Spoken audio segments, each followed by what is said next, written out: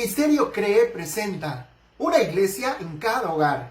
Hoy tenemos la enseñanza de la palabra de Dios. Con ustedes el apóstol José Poblete Calderón. Bienvenidos, amados hermanos, a nuestra reunión de estudio de la palabra de Dios. Continuaremos con el subtema ¿Quién eres? De la segunda sesión. ¿Quién eres? A manera de retroalimentación tengo que recordarles que al convertirse a Jesucristo se han cumplido el tiempo de la predestinación para ser adoptados como hijo o hija. O sea, la adopción es en el tiempo de Dios cuando alguien les presentó el Evangelio y ustedes recibieron a Jesús. Luego, en la anterior sesión ya conocieron el proceso de la salvación. Salvados de la muerte eterna, salvados del mundo y salvados de ustedes mismos. Muy bien. También les di una tarea para que meditaran durante la semana en familia y que sacaran vuestras conclusiones. También les sugerí que hicieran preguntas si algo no estaba claro o necesitaban de un consejo que consideraban que Dios les ha mostrado algo y necesitaban conversar. Bueno, no he recibido ninguna conclusión ni pregunta. Tengo que aceptar que todo estuvo claro. Sin embargo, para que anoten en vuestro diario espiritual, les doy las respuestas de manera bien reducida. ¿Sí? Bien. ¿Por quién han sido predestinados? Por Dios mismo. ¿A quién usa Dios para que se cumpla vuestra predestinación? A Jesucristo por medio de la persona que les evangelizó. ¿En qué consiste la muerte eterna? La existencia eterna, pero con Satanás en el infierno. ¿Cómo debe ser vuestra conducta como salvados del mundo? A aborrecer el mundo y las cosas que están en el mundo. ¿De qué manera Dios va a salvarles de sí mismos? Demostrándoles las áreas que tienen que ser transformados y proveyendo arrepentimiento y fe. También les dije que tienen que hacer una relación en la cual ustedes analizan actitudes que salen de vuestra carne y oren para que Dios los libere. Bueno, tenían que hacer una lista de esas actitudes que muestren las obras de la carne que aún todavía prevalecen. Esto es muy importante porque manifestar la verdad en vuestra situación, Dios les está dando la oportunidad para ser transformados en cada área que lo reconozca. Y la última pregunta, ¿cuál es la razón por la que Dios quiere que pasen este proceso? La respuesta es que sean imagen y semejanza de Jesucristo. Muy bien, ahora vamos a ver otro aspecto. La meta de vuestra conversión. La meta de tu conversión es estar en la presencia de Dios. Efesios 1:4 dice, según nos escogió en Él antes de la fundación del mundo, para que fuésemos santos y sin mancha delante de Él.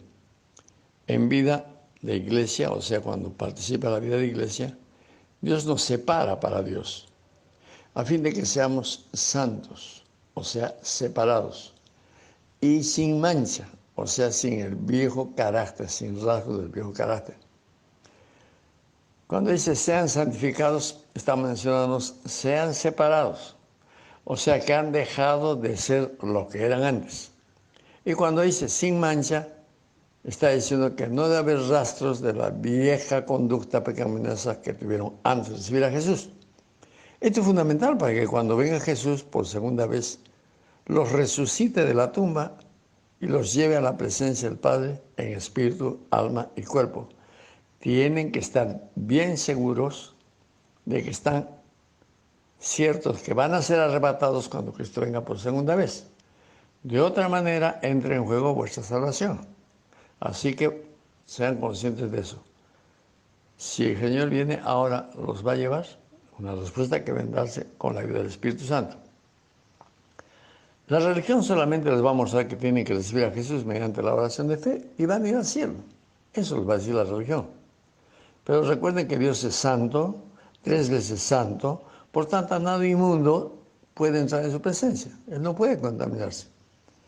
Si no hemos pasado el proceso de la salvación, o sea, las 3 fases previas, es evidencia de que la primera fase, que era la salvación de la muerte eterna, no se produjo.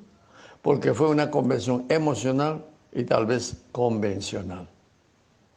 El Señor Jesús dijo en Mateo 7, 21 al 23. Importante esta cita que hay que tomarlo en cuenta. No todo que me dice Señor, Señor, entrará en el reino de los cielos, sino el que hace la voluntad de mi Padre que está en los cielos. Muchos me dirán aquel día, Señor, Señor, no profetamos en tu nombre, y en tu nombre echamos fuera demonios, y en tu nombre hicimos muchos milagros. Entonces les declararé, apartados de mí, hacedores de maldad. Esto es bien serio. O sea que puede haber personas que aún predican, ministran con señales sobrenaturales, pero nunca tuvieron un encuentro personal con Jesucristo. O sea que fueron cristianos y no discípulos. Es en este tiempo que deben estar bien seguros de que cuando Cristo venga por segunda vez, los va a arrebatar. Cuando nosotros discipulamos a un recién convertido, les ponemos este argumento. Si Dios permite que fallezcas hoy día, ¿a dónde irías? Y evidentemente con lo que han aprendido en la primera sesión o 2 sesiones del discipulado, dicen, al cielo. Y la segunda pregunta que le hacemos es, y si ahí te preguntan, ¿por qué debemos dejarte entrar acá? ¿Qué le dirías? Entonces tu respuesta sería, porque recibí a Jesús como mi salvador personal. Una respuesta correcta. Pero eso es para un recién convertido. Pero imagínense ustedes que la misma pregunta le hago a un creyente que dice ser, que está en la iglesia, pues 10 años, que le haga la misma pregunta, no va a decir, ¿por qué recibió a Jesús como mi salvador personal? Su respuesta tiene que ser mucho más que eso. Evidentemente que ha sido transformado a la imagen y semejanza de Jesús. En fin, todo el proceso de la salvación. Entonces, es importante que nos demos cuenta, pues, que no es solamente la oración de fe recibiendo a Jesús que nos va a llevar al cielo, sino la transformación total de nuestra persona. Bien, vamos a ver ahora acerca del bautismo en agua. El bautismo en agua debe ser el fruto de vuestra convicción de que han muerto con Jesús, por tanto tienen que resucitar cuando Él retorne por su iglesia. Si has sido bautizado en agua, mira lo que dice Romanos capítulo 6, 3 al 4. ¿O no sabéis que todos los que hemos sido bautizados en Cristo Jesús hemos sido bautizados en su muerte? Porque somos sepultados juntamente con Él para la muerte por el bautismo, a fin de que como Cristo resucitó de los muertos por la gloria del Padre, así también vosotros andéis en vida nueva. Así que el ser bautizados en la iglesia definitivamente debe darte identidad. Identidad con Cristo, identidad con los hermanos de la fe, tiene que darte identidad con la obra de Dios. O sea, sin identidad no podemos hacer nada. Es como un muchacho, un niño que no ha sido formado en el hogar adecuadamente y no tiene identidad con su hogar, no tiene identidad consigo mismo. Entonces cualquiera de la calle, cuando llegue a la adolescencia, lo va a manipular y va a hacer lo que ellos hacen y no lo que debería hacer verdaderamente, por falta de identidad. De la misma manera, el bautismo en agua nos debe dar identidad total y plena. Así que el resultado de eso es la resurrección. ¿Y cómo se manifiesta la resurrección? Obviamente la resurrección se va a dar, pues, total, se va a dar cuando Cristo venga. Pero la resurrección ya empezó el día que te convertiste, resucitó tu espíritu. Para luego, siguiendo las fases, entonces vas restaurando las áreas de tu vida. Es el proceso de la santificación que se produce a través de la vida de iglesia. O sea, las 3 primeras fases de la salvación se van a dar en vida de iglesia. Ahora, ¿qué dice 1 Corintios 12, 18? 1 Corintios 12, 18 dice, mas ahora Dios ha colocado los miembros, cada uno de ellos, en el cuerpo como Él quiso. Por vuestra decisión de bautizarse, están dando testimonio de que han muerto con Cristo. El testimonio de Dios es que les injerta en Jesús, que es la vida verdadera, mediante la vida de iglesia. No elegimos nosotros la iglesia, es Dios quien nos pone en la congregación. ¿No? Bueno, en un supuesto caso de un viaje temporal, ¿no? Vas a viajar por 1 mes, 2 meses. Es obvio que tienes que orar y decir, Señor, dame una iglesia en el lugar donde llego. Guíame a un lugar donde voy a seguir asistiendo temporalmente. Al lugar que vas, Dios te va a enseñar y te va a dar la porción que necesitas, que tal vez estando en casa o estando en tu lugar de origen no lo recibías. pero eso es un viaje temporal. Pero si se trata de un viaje definitivo, es decir, la traslación completa, el traslado de tu familia para vivir en otro lugar, pues en ese caso tienes que orar y orar como familia para que Dios les dé la iglesia. Y eso implica de repente visitar 2 o 3 iglesias para que Dios les confirme el lugar donde van a estar. Y cuando eso esté así, entonces hablan con el pastor y le dicen, he decidido congregarme aquí porque Dios me ha hablado. Si son cristianos, estarán en la iglesia que les guste, la que está más cerca a su casa, la que tiene un bonito local, y no donde Dios en su sola potestad les ha puesto. Como son cristianos y no discípulos, no se va a producir la transformación ni la renovación de vuestro entendimiento en el lugar donde ustedes están. Hay una realidad que tienen que tomar muy en cuenta. Para eso nos vamos a Gálatas 3, 25 al 28. Anota Gálatas 3, 25 al 28. Dice este texto: pero venida la fe, ya no estamos bajo ayo, pues todos sois hijos de Dios por la fe en Cristo Jesús. Porque todos los que habéis sido bautizados en Cristo, de Cristo estáis revestidos. Ya no hay judío ni griego, no hay esclavo ni libre, no hay varón ni mujer, porque todos vosotros sois uno en Cristo Jesús. Somos hijos adoptados. Obviamente, al momento de recibir a Jesús, Él ha determinado que somos adoptados. Pero por fe en Jesús y haciendo vida de iglesia, creemos que vamos a llegar a ser hijos de Dios. ¿Y cuándo se va a dar?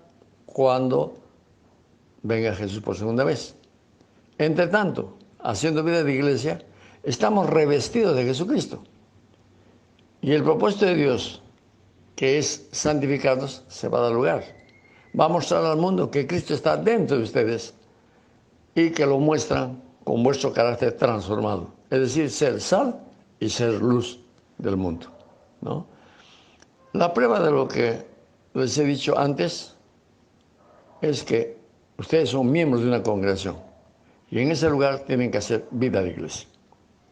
Para eso vamos a tomar en cuenta 2 de Corintios 5, 17.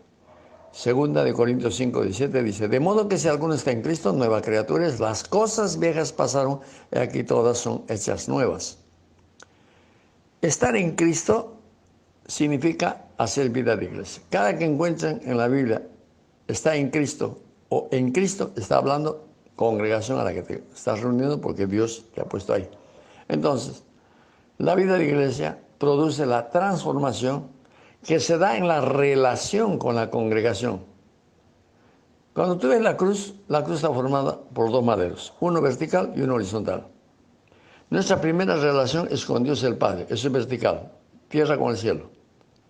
Pero no está completo, necesitas tener una relación también con tu congregación, con los hermanos que te rodean, con todo aquel que es de la fe, una buena relación por el Espíritu. Entonces la cruz se completa. Tu relación personal con Dios debe manifestarse en una relación con los hermanos.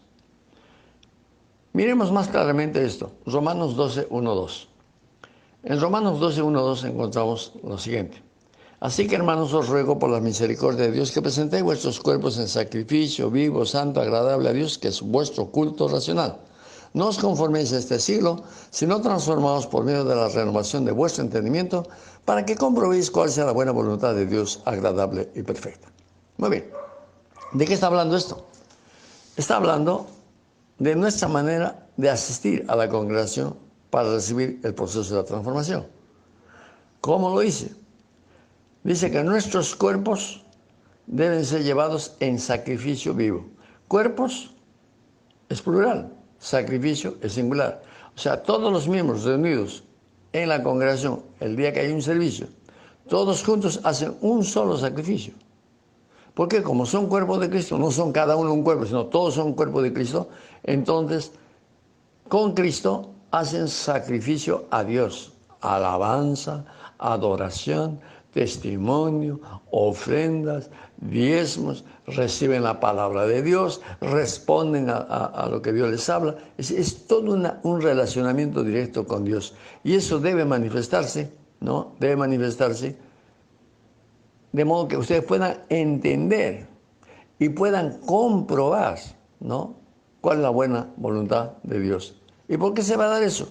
Porque hay una renovación, va a cambiar vuestra manera de pensar. Y eso los va a transformar para que no vivan conforme a lo que el mundo vive. ¿Se dan cuenta que el efecto es tremendo? Entonces recuerden, los cuerpos presentados en sacrificio vivo, eso es testimonio de Dios. Para que sea testimonio de Dios tiene que ser agradable y perfecto al Señor. Es decir, les da testimonio que, con gozo, con alegría, de que en la reunión están honrando a Dios. Y debe ser racional, no debe ser emocional. Racional quiere decir con los 5 sentidos. ¿Ya? Así que, una sola vida, dice ahí. No os conforméis a este siglo, sino transformados mediante la renovación de vuestro entendimiento. Entonces tenemos que tener una sola vida. Igual en la iglesia, debe ser igual afuera. No podemos hacer lo mismo. Tenemos nosotros que mostrar que somos diferentes. Si eres discípulo, lo vas a hacer. Pero si eres cristiano, vas a estar alegre, contento, abrazando a todos los hermanos en la iglesia, pero afuera en la calle eres el mismo de antes. Entonces, recuerden, somos discípulos. Y necesitamos mostrar al mundo lo que Dios está haciendo en nuestras vidas. Entonces, comprobar la realidad de Dios en cuanto a nuestras decisiones es que en esas reuniones vas a entender claramente tu necesidad, vas a entender la voluntad de Dios, que puede ser de orden profético, o simplemente por mensaje, o en el espíritu, o porque un hermano te da un testimonio. Te confirma, entonces haces la voluntad de Dios. Bien, hay un principio que siempre mantengo. Nadie da lo que no tiene. En base a eso, no pueden hacer discípulos si no son discípulos. Primero tienen que ser ustedes discípulos para que hagan discípulos. Ahora vamos a este campo de hacer discípulos. ¿Qué dice Mateo 28, 19 al 20? Esta es la gran comisión en Mateo. Mateo 28, 19 al 20 dice: por tanto, id y haced discípulos a todas las naciones, bautizándolos en nombre del Padre, del Hijo y del Espíritu Santo, enseñándoles que guarden todas las cosas que os he mandado. Y aquí yo estoy con vosotros todos los días hasta el fin del mundo. Amén. ¿Qué está diciendo? Que deben ir a ser discípulos. No está yendo, vayan a evangelizar y digan que hagan la confesión de fe para que sean salvos. Eso es parte. No, hay que ir a ser discípulos. No tienes que llevar a la iglesia invitados para que el pastor predique. Eres tú quien tienes que ir a buscar a esa gente. Y una vez que reciben a Jesús, discipúlalo. Y el testimonio de ese discipulado básico es el bautismo en agua. Y una vez bautizado, que ya está injertado, es responsable de su presencia delante de Dios y de Dios ministrándole a él. Hay una relación íntima. Es ahí donde tenemos que enseñarles. ¿Y cómo le vamos a enseñar? Si eres discípulo, le vas a enseñar a ser discípulo. Pero si eres solo cristiano, le vas a ser otro cristiano. Tenemos que hacerlo y enseñarles todo lo que hemos aprendido. No lo que hemos entendido, lo que lo hacemos, lo que ponemos por obra, eso les enseñamos. A través del testimonio, obviamente. Ahora, en Lucas 6:40, miren lo que dice Lucas 6:40. El discípulo no es superior a su maestro, mas todo el que fuere perfeccionado será como su maestro. Entonces, lo que está mostrando nosotros es que es un proceso. Hay un perfeccionamiento desde el día de la conversión hasta el día que vamos a partir a la presencia de Dios. Es diario. ¿Y qué va a ser de nosotros? Gente humilde como Jesús fue. Jesús fue humilde. Tenía autoridad soberana, hacía las cosas que tenía que hacer el Padre, ponía las cosas en su lugar. Él fue siempre sal y siempre fue luz. Pero había humildad en él. Y eso nadie lo puede rebatir. Y cuando nosotros somos humildes delante del mundo, no para que nos manoseen, no. Simplemente aceptamos a la gente como son y les mostramos lo que Cristo es, Dios va a dar testimonio de nosotros y vamos a ver resultados.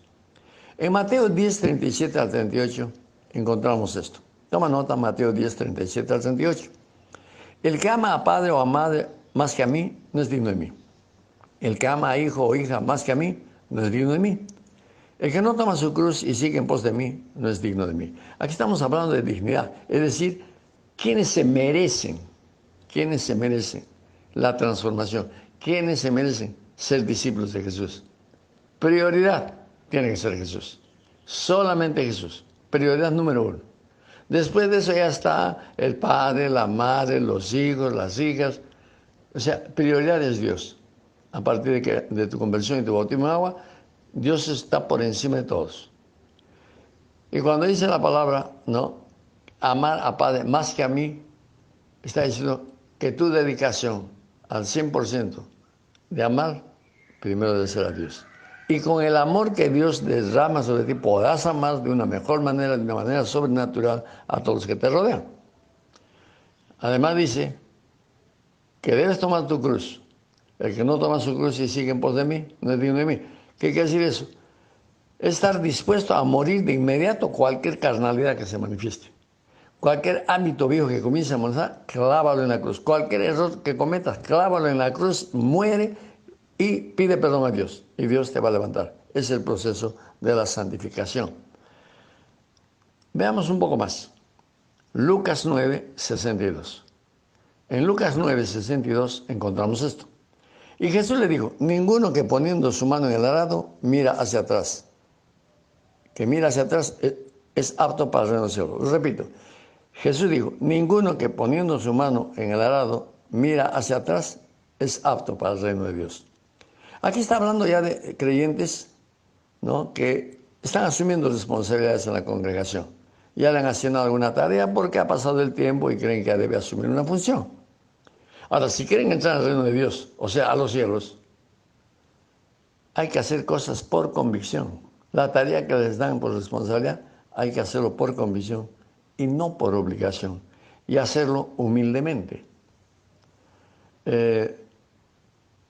Escuché un testimonio en Costa Rica de una hermana que era funcionaria de alto nivel del Ministerio de Educación y se convirtió. Entonces, pasado un tiempo, ella oraba y decía, quiero servir, Señor, yo quiero servir, porque si era pues, experta en educación, miraba la escuela dominical y decía, Señor, yo quiero servirte, ¿cuánto puedo hacer aquí? Quiero servirte. Hasta que un día, un domingo, el pastor dice, necesitamos apoyo para la escuela dominical. Sírvanse a levantar la mano los que quieren participar. Ella levantó rapidito la mano. Al final del servicio, por favor, vamos a conversar. Termina el servicio, el pastor le dice, hermana, ustedes, sí, pastor, estoy dispuesto a servir. Ah, ya, qué bien. Le voy a comunicar. Hermana Clara, por favor, lo que usted me estaba pidiendo, la hermana lo va a hacer. Pase, hermana, ella le va a explicar. ¿Y sabe cuál fue el trabajo que le dieron? Compaginar un montón de hojas y graparlo porque eran unos folletitos que tenían que distribuir. Que le ha pasado casi hora y media, 2 horas por lo menos, el compaginar esa cantidad de hojas que le habían dado. Y ella se decía, yo soy magíster en educación y vengo aquí a compaginar. Molesta. Pero Dios se encargó de hacerle entender que la humildad está por encima, que los títulos y habilidades que podemos tener en este mundo delante de Dios son útiles, pero en humildad. No esperemos que nuestro reconocimiento en la iglesia sea por los títulos que tengamos o lo profesional que seamos. Somos todos igual delante de Dios. Muy bien, espero que esta enseñanza, la segunda parte, ya les dé a ustedes claramente una convicción de quiénes son en Cristo. Bueno, como siempre, vamos a reflexionar y les doy la tarea para la casa durante la semana. Esto lo van a ver a continuación del mensaje escrito para que lo copien o le tomen una foto y lo guarden. Pero sin embargo lo voy a leer. ¿Cuándo les escogió? ¿Qué rol ocuparon vuestros padres terrenales? ¿Cuál es el propósito de Dios para salvarlos? ¿Qué seguridad les da el haberse bautizado en agua? ¿Qué hizo Dios cuando se bautizaron en agua? ¿La conducta que muestran ahora corresponde al resultado de vuestro bautismo? ¿Están convencidos que Dios les ha puesto en la congregación que participan? ¿Cuál debe ser la evidencia de que están en Cristo, o sea, hacer vida de iglesia? A la luz de la enseñanza, ¿se sienten aprobados por Dios en vuestra relación con Dios en la vida de iglesia? ¿Están siendo discípulos o cristianos? ¿Están dispuestos a perder todo por causa de Jesús?